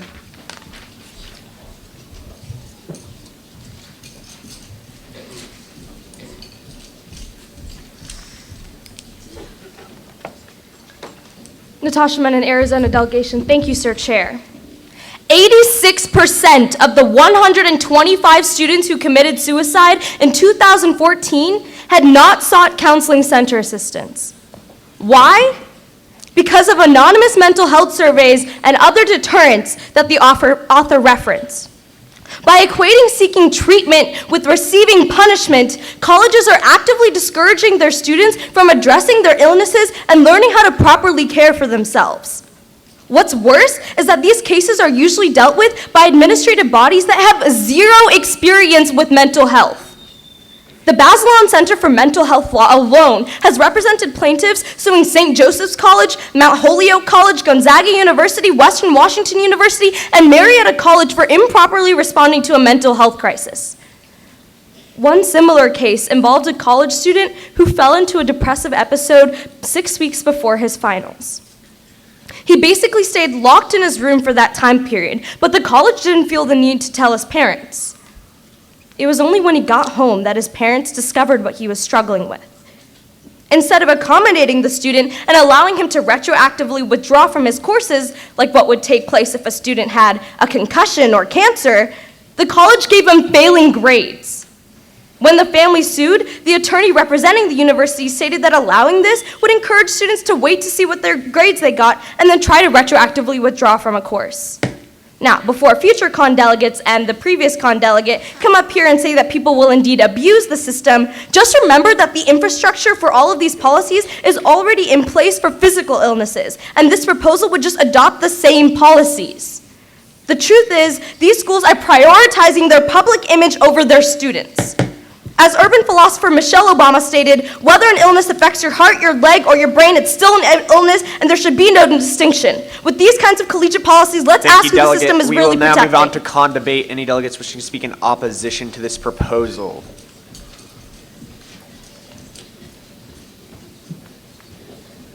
Chair recognizes from South Carolina.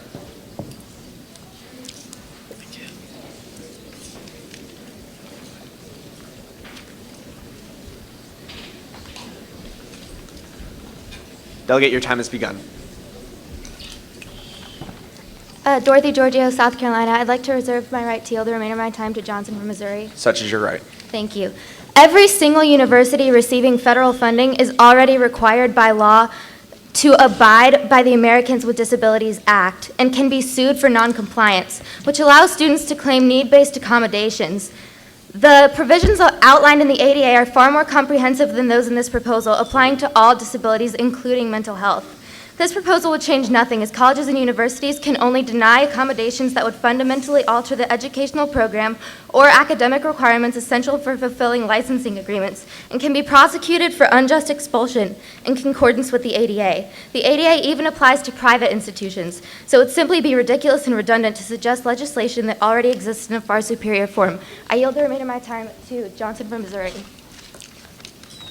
Johnson, Missouri delegation. While I understand the stressful and strenuous environment that college has, that we have right now in the university, College has never been more personable, and this just simply goes a step too far. I think I speak for both sides, pro and con, that mental illness is not something that should be overlooked in our college campuses. However, perhaps my biggest concern is this doesn't change much from the status quo, like a previous delegate said, because of the line "if needed," which colleges already do by law. So this is simply going to encourage people to fabricate claims, which only goes to perpetuate the stigma against this group.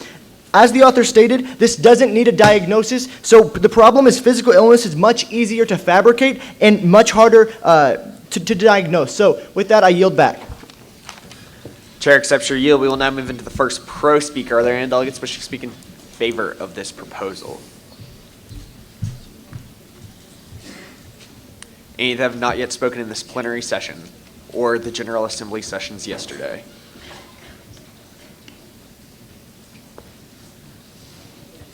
Chair recognizes from the Model United Nations, Bauman.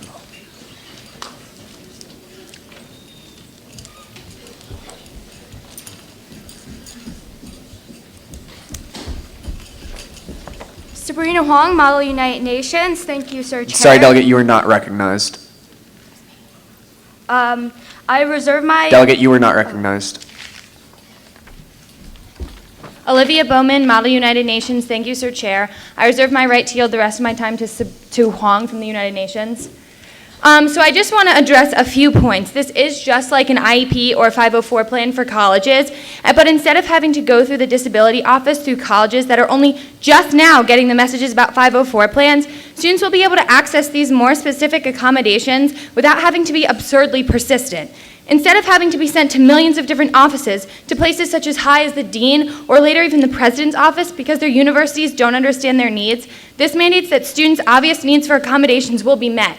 And it makes it more clear and possible for schools that usually send students through crazy loopholes in order to get accommodations for mental health. These accommodations are needed because they are imperative for a student's academic success, especially if a crisis situation arises. It is time to end the stigma of being that school by beginning to solve that problem. I yield the remainder of my time to Huang from the United Nations. Sabrina Huang, Model United Nations. Thank you, Sir Chair. Delegates, as many of us are attending university or college in the fall, many of you will recognize the importance of this proposal because we are the future of tomorrow. Unfortunately, we live in a nation where virtually anyone can obtain firearms, yet we do not do our part in assuring that all of our citizens are of competent mental health. Mental health are real disorders where your brain has a chemical imbalance and it's wrongly stigmatized in our society, acting as a mark of disgrace that sets a person apart.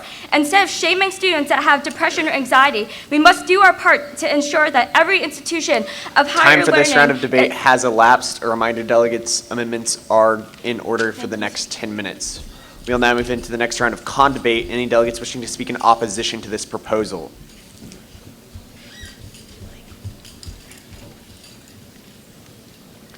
Chair recognizes from Alaska, Moody.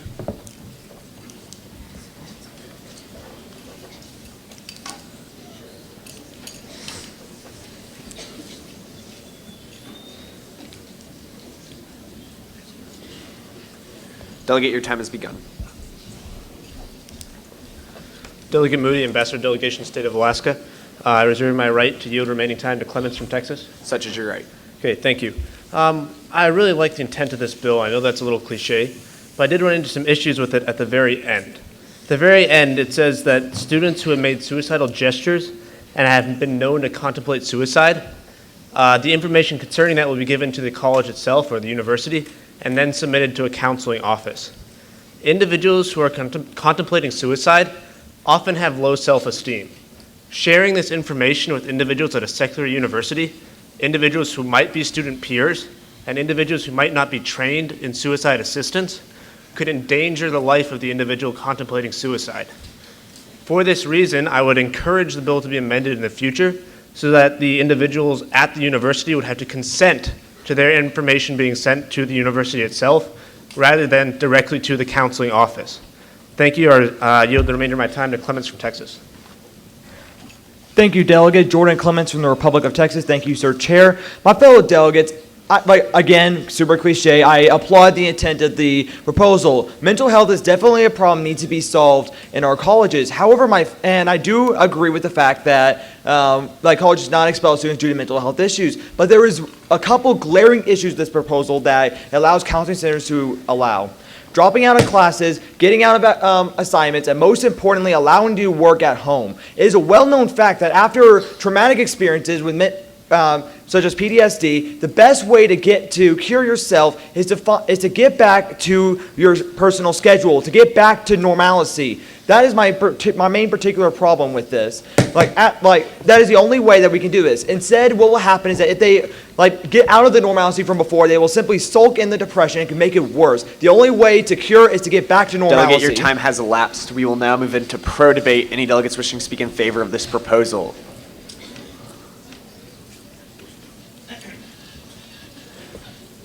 Chair recognizes Ross from Florida.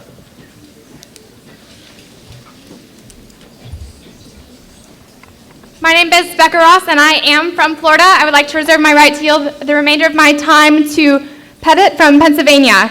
I would like to address a few things that came up in CON. First of all, this is not a reactive proposal purely based on addressing issues after someone expresses already committed physical harm to themselves, because they are not preventing that person from getting counseling. They're just taking active steps to help them if that thing were to occur. Additionally, if they were to provide that in advance, that would become a con in itself, because that would overwhelm the system, especially seeing as how many of the students seem to be already dealing with this. Additionally, in regards to the abuse of the system, measures are being taken to confirm the illness. Measures are already being taken to confirm the illness.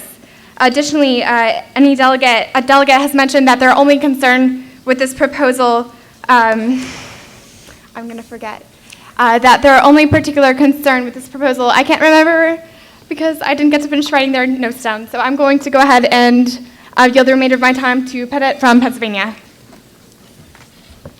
Nathaniel Pettit, Pennsylvania. Depression affects 36.4% of college students. It is the #1 reason students drop out of school and can be a gateway to far more dire situations like suicide. I believe it is far preferable to accommodate students now, allowing due dates to be manipulated, and to keep students in school, allowing the commencement of college and the connected costs to not be made in vain. That point alone is imperative, that in appearing to remain tough, we increase the risk of college dropouts, abandoning students in the competitive job market and adding stress and instability to already vulnerable members of society. Proactive action now far outweighs retroactive inaction later. Also, on the point of PR, I think that this action actually improves the appearance of universities in my eyes. I want to go to a school that cares about me and proves it by taking action. This proposal places mental health on the same level Delegate, the as chair is in physical search health. of a CON speaker. Is there a speaker on the floor?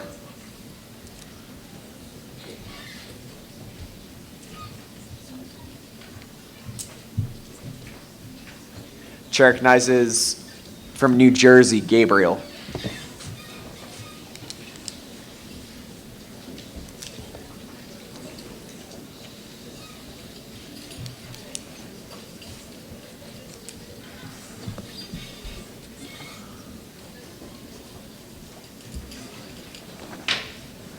Cassidy Gabriel, New Jersey delegation. Thank you, Sir Chair. Will the author yield to a series of questions? Author, yes. Do you yield? And I reserve my right to make a motion. That is your right. Okay. Would this apply to all colleges in addition to universities? Yes. Would this model apply to universities who receive a majority of their funding from government, like public universities or any university? Any university receiving federal funding. Okay. Will there be a threshold of federal funding necessary to kind of qualify a university to fall under this jurisdiction? No. And how is your proposal different than the American Disability Act outlined before?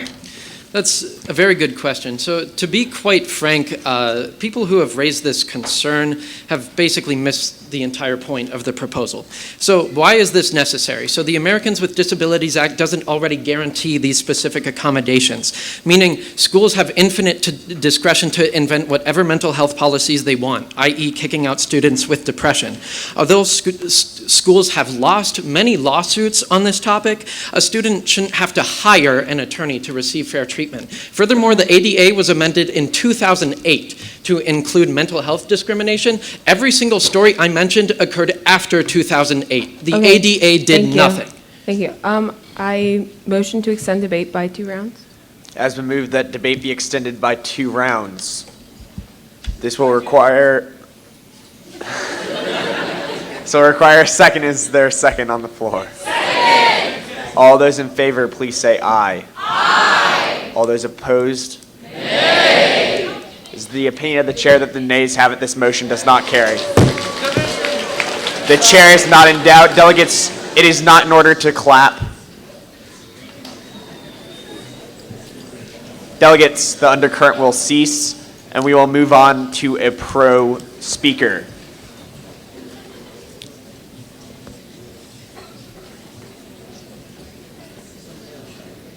Chair recognizes from Rhode Island, Hiltz.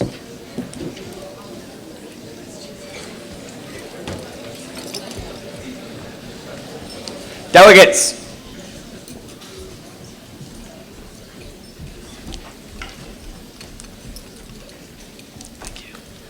Lucas Hiltz from the Rhode Island delegation. I reserve the right to yield any remaining time to Damien from Massachusetts. Such is your right.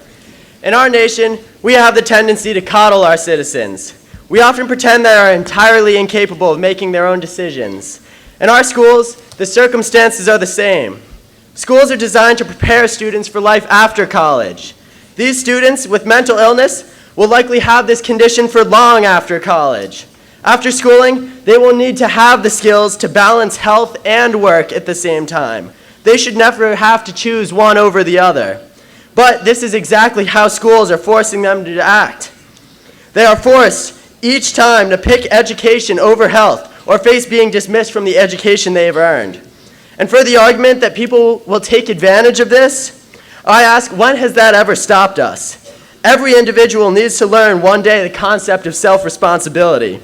If we refuse to present students of all types with situations where their integrity is questioned, then they may never learn until it is too late.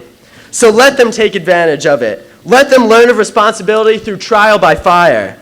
Since when have we valued the shepherding of our students over their health? I yield the remainder of my time to Damien from Massachusetts. Thank you, Christina Deming, Commonwealth of Massachusetts. I am a statistic. I am one of the 5 students that will be going off to college right here that is suffering from a mental illness. To address the con speaker that you can just go back to school, I'll let you in on another little secret.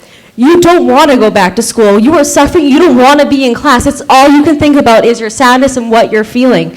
This proposal is key because, quite frankly, I am scared to go off to college next year. I am scared that I will not get the support. I had to find a school that would give me the support I needed, and this proposal will make it so that you can go to any school you want and get the proper support you need. Thank you. I yield my time. Chair accepts your yield. Now in search for the final con speaker is such a speaker present.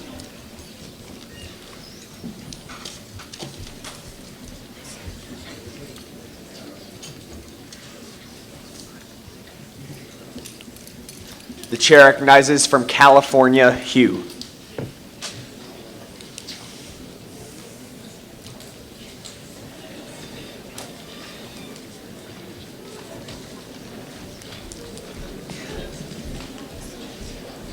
Delegates.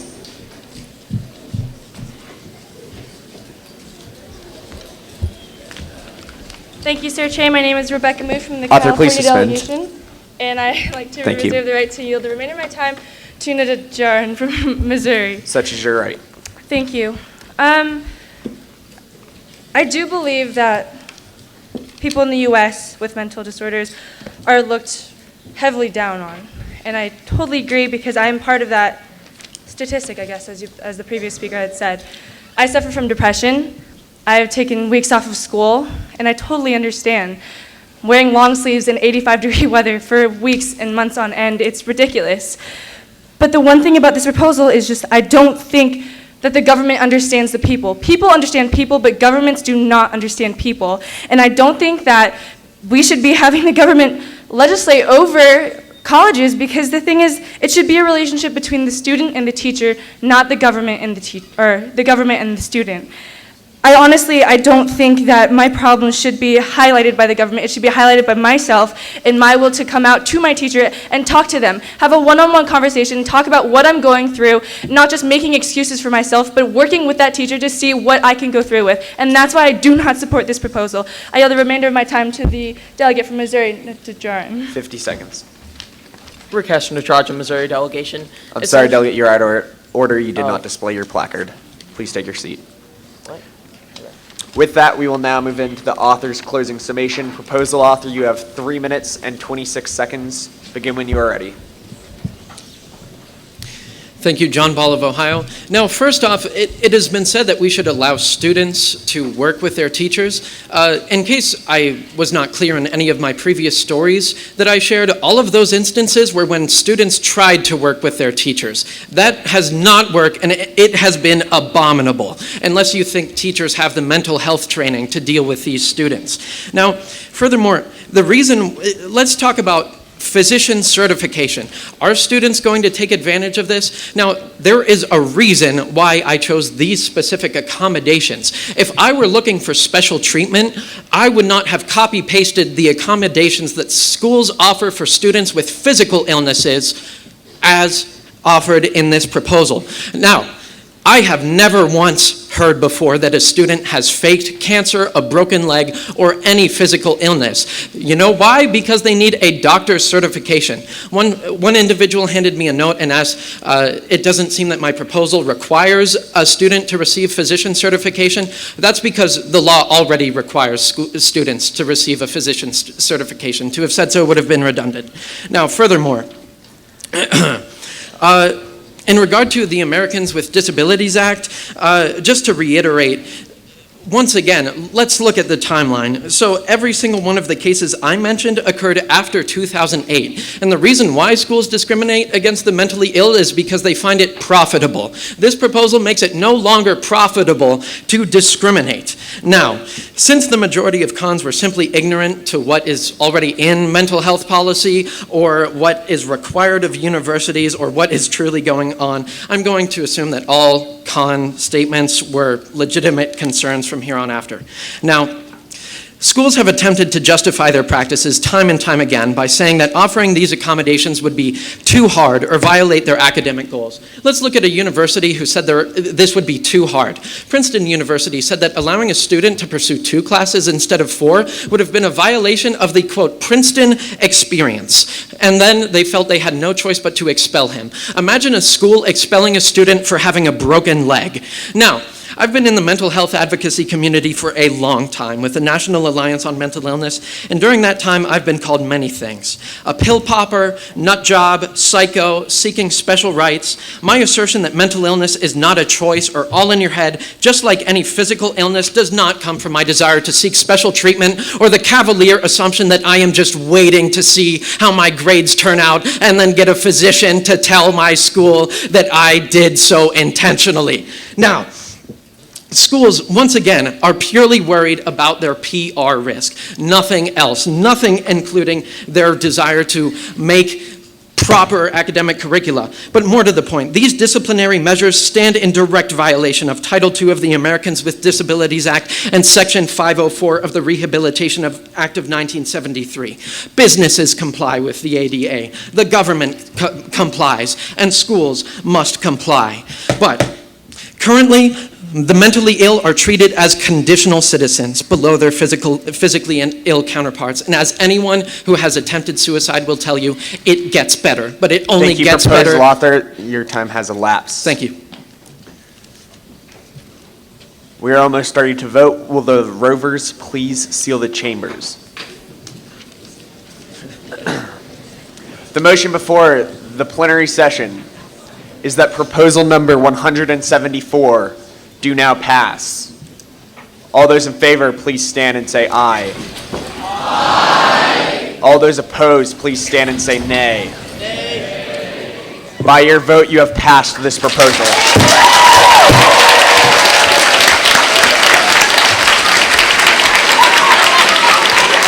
Delegates, please take a seat quietly. Where? Thanks.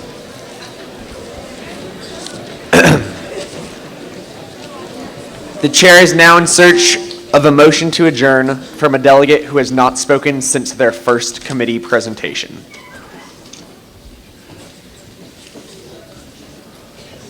The chair recognizes the delegate all the way in the rear. Please speak loudly.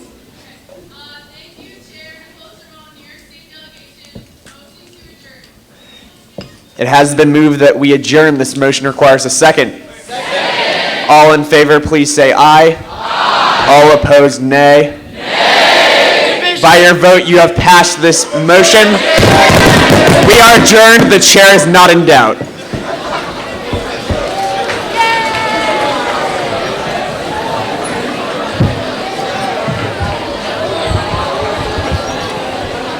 Division. Is this still on? Is this on? No? No? Hello? Yeah, it is on.